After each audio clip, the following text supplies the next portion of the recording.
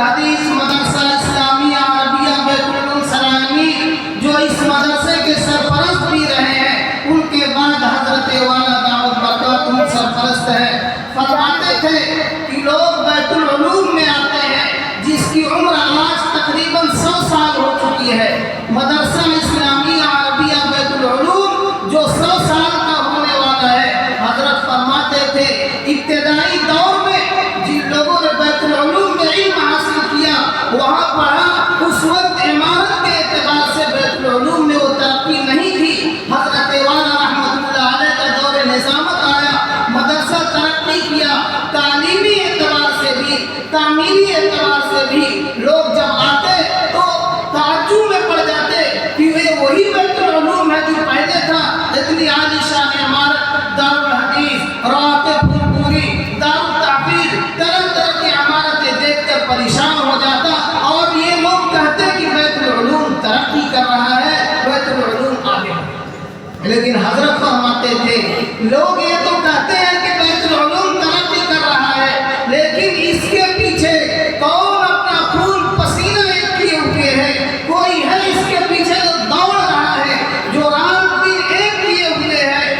میں پڑھائی کو پڑھائی نہیں سمجھتا، اور مجھ کو یہ پتہ نہیں چلتا کہ کب تعلیم کا وقت ہے، کب چھٹی کا وقت ہے، بس دوڑ رہا ہوں دن رات ایک کیے ہوا ہوں، تب جا کر بیت العلوم ترقی کر رہا ہے۔ تو چاہے کوئی دینی ادارہ چل رہا ہو یا ایک گھر چل رہا ہو، ایک بچہ حافظ قرآن بن رہا ہو، اس کے پیچھے بڑی محنت ہوتی ہے، بڑی کوشش ہوتی ہے، بڑی لگن ہوتی ہے، کوئی اپنا خون پسینہ ایک کرتا ہے، تب جا کر ایک گھر چلتا ہے، ایک مدرسہ چلتا ہے، ایک بچہ حافظ قرآن بنتا ہے اور قرآن کی فضیلت کو وہ حاصل کرنے والا ہوتا ہے۔ شاعر نے کہا ہے،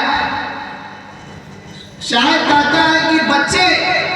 گاؤں میں بہت سے ہوتے ہیں، ایک پتھر کی بھی تصویر سنور سکتی ہے، شرط یہ ہے کہ سلیقے سے سنوارا جائے۔ گاؤں میں بہت سے بچے ہیں، کھیلتے کودتے رہتے ہیں، ایک بچہ استاذ کے ہاتھ لگتا ہے، مدرسہ آتا ہے، استاذ کی ڈانٹ ڈپٹ سنتا ہے، استاذ کی مار برداشت کرتا ہے، والدین کے سخت اور سست کو سنتا ہے، برداشت کرتا ہے، ایک وقت آتا ہے کہ وہ بچہ حافظ قرآن بنتا ہے اور محنت کرتا ہے اور ترقی کرتا ہے، تو ایک وقت آتا ہے کہ وہی بچہ عالم دین بن جاتا ہے، پھر وہی بچہ مفتی بن جاتا ہے اور محدث بن جاتا ہے، طرح طرح کی فضیلتیں حاصل کر لیتا ہے۔ لیکن جو بچہ مکتب نہیں آیا، استاذ کے ہاتھ نہیں چڑھا، والدین کے سخت اور سست کو برداشت نہیں کیا، تو جس طرح دوسرے بچے کھیلتے رہتے ہیں اسی طرح وہ بھی کھیلتا رہ جاتا ہے اور بچوں میں گم ہو جاتا ہے، کوئی فضیلت اور کوئی کمال اس کو حاصل نہیں ہوتا۔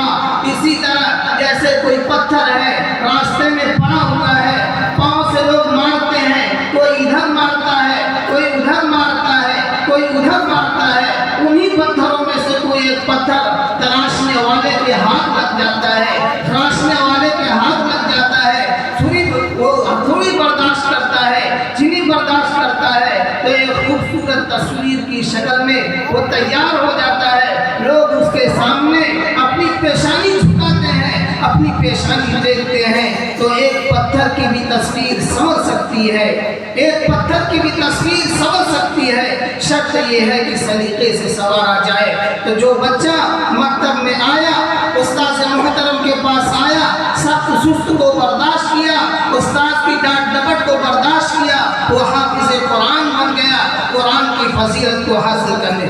کرنے والا بن گیا۔ قرآن کریم کے الفاظ کو اپنے سینوں میں محفوظ کر لینا، قرآن کریم کے الفاظ کو اپنے ذہن و دماغ میں بیٹھا لینا، یہ یقیناً سعادت کی بات ہے، معمولی بات نہیں ہے، اور یہ ایسی دولت ہے جو بازوؤں کے زور سے حاصل نہیں ہو سکتی، طاقت سے یہ دولت حاصل نہیں ہو سکتی، جسے اللہ تبارک و تعالی چاہتے ہیں وہی قرآن کریم کے الفاظ کو اپنے سینوں میں محفوظ کرنے والا بنتا ہے، وہی حافظ قرآن بنتا ہے۔ حافظ بننے کے لیے مدرسے میں بھی بہت سے بچے آتے ہیں، شروع کرتے ہیں، کچھ بچے شروع ہی میں بھاگ جاتے ہیں، کچھ 2-4-10 پارہ پڑھ کر کے چلے جاتے ہیں، کچھ بچے ایسے ہوتے ہیں جو حافظ قرآن بنتے ہیں۔ یقیناً وہ بچے سعادت مند ہیں، مبارکبادی کے مستحق ہیں جنہوں نے قرآن کریم کے الفاظ کو اپنے سینوں میں محفوظ کیا ہے، اور وہ اساتذہ کرام بھی مبارکبادی کے مستحق ہیں جنہوں نے ایک بچے کے پیچھے محنت کیا اور حافظ قرآن بننے میں اس کے معاون بنے اور وہ بچہ حافظ قرآن بن گئے۔ میں نے جو آیت کریمہ تلاوت کیا تھا اس میں اللہ تبارک و تعالیٰ نے ارشاد فرمایا اِنَّا نَحْنُ نَزَّلْنَا الذِّكْرَ وَإِنَّا لَهُ لَحَافِظُونَ، کہ ہم نے قرآن کو نازل کیا اور ہم ہی قرآن کی حفاظت کرنے والے ہیں۔ قرآن کریم کو اللہ تبارک و تعالیٰ نے نازل کیا، نازل کرنے کے بعد قرآن کریم کی حفاظت کی ذمہ داری بھی اللہ تبارک و تعالیٰ نے لی۔ دوسری کتابیں بھی اللہ تبارک و تعالیٰ نے نازل کیا، توریت اللہ تبارک و تعالیٰ نے نازل کیا، زبور اللہ تبارک و تعالیٰ نے نازل کیا، انجیل اللہ تبارک و تعالیٰ نے نازل کیا، لیکن ان کی حفاظت کی ذمہ داری اللہ تبارک و تعالیٰ نے نہیں لیا، انہی علماء کے حوالے کر دیا۔ لیکن ان لوگوں نے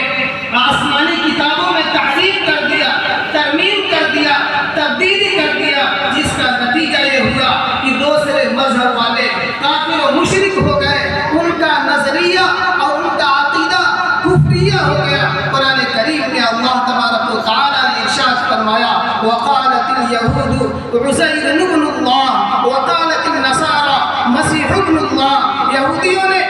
حضرت عزیر علیہ السلام کو اللہ کا بیٹا قرار دے دیا، عیسائیوں نے حضرت عیسیٰ علیہ السلام کو اللہ کا بیٹا قرار دے دیا۔ اللہ تبارک و تعالیٰ کا بیٹا کسی کو قرار دینا یہ کفریہ عقیدہ ہے۔ قرآن کریم میں صاف واضح الفاظ میں اللہ تبارک و تعالیٰ ارشاد فرماتے ہیں قل هو اللہ احد اللہ الصمد لم یلد ولم یولد ولم یکن له کفوا احد۔ اے نبی آپ لوگوں سے کہہ دیجئے اللہ ایک ہے، اللہ بے نیاز ہے، اس کی کوئی اولاد نہیں اور اللہ تبارک و تعالیٰ کسی کی اولاد نہیں۔ تو دوسری کتابوں کی حفاظت کی ذمہ داری اللہ تبارک و تعالیٰ نے ان کے علماء کے حوالے کیا، لیکن ان لوگوں نے اس میں تحریف کر دیا، تبدیلی کر دیا، جس کا نتیجہ یہ ہوا کہ کفر اور شرک میں مبتلا ہو گئے۔ وہ قرآن جس کو بچوں نے حفظ کیا ہے، قرآن کریم کو اللہ تبارک و تعالیٰ نے حضور پاک صلی اللہ علیہ وسلم پر آج سے تقریباً 1450 سال پہلے جس طرح نازل کیا تھا اسی طرح آج بھی محفوظ ہے، اس میں ذرہ برابر تبدیلی نہیں ہوئی ہے، اس لیے کہ اللہ تبارک و تعالیٰ نے اس کی حفاظت کی ذمہ داری لیا ہے۔ حفاظت کیسے ہوگی؟ اسی طرح ہوگی کہ اللہ تبارک و تعالیٰ قرآن کریم کے الفاظ کو ان بچوں کے سینوں میں محفوظ کر دیں گے، اور معنی کی حفاظت اللہ تبارک و تعالیٰ علماء کرام کے ذریعے کریں گے۔ قرآن کریم کی جو تعریف کی گئی ہے القرآن اسم للنظم والمعنى جميعا، یہ قرآن صرف الفاظ کا نام نہیں ہے، قرآن الفاظ اور معنی دونوں کا نام ہے۔ اللہ تبارک و تعالیٰ الفاظ کی بھی حفاظت کی ذمہ داری اللہ تبارک و تعالیٰ نے لیا ہے، معانی کی حفاظت کی ذمہ داری بھی اللہ تبارک و تعالیٰ نے لیا ہے۔ قرآن کریم کے الفاظ کی حفاظت حافظ قرآن کے ذریعے ہوگی، اور قرآن کریم کے معنی کی حفاظت علماء کرام کے ذریعے ہوگی، مفتیان اعظام کے ذریعے ہوگی۔ قرآن کریم ایک مقدس کلام ہے، اور جن بچوں نے قرآن کریم حفظ کیا ہے یقیناً وہ مبارکبادی کے مستحق ہے، سعادت مند ہے، فضیلت والا عمل ہے۔ اللہ تبارک و تعالیٰ سے ہم دعا بھی کرتے ہیں اللہ تبارک و تعالیٰ ان بچوں کو جید حافظ بنائے اور قرآن کریم کی زیادہ سے زیادہ تلاوت کرنے والا بنائے۔ آمین وآخر دعوانا ان الحمد للہ رب العالمین۔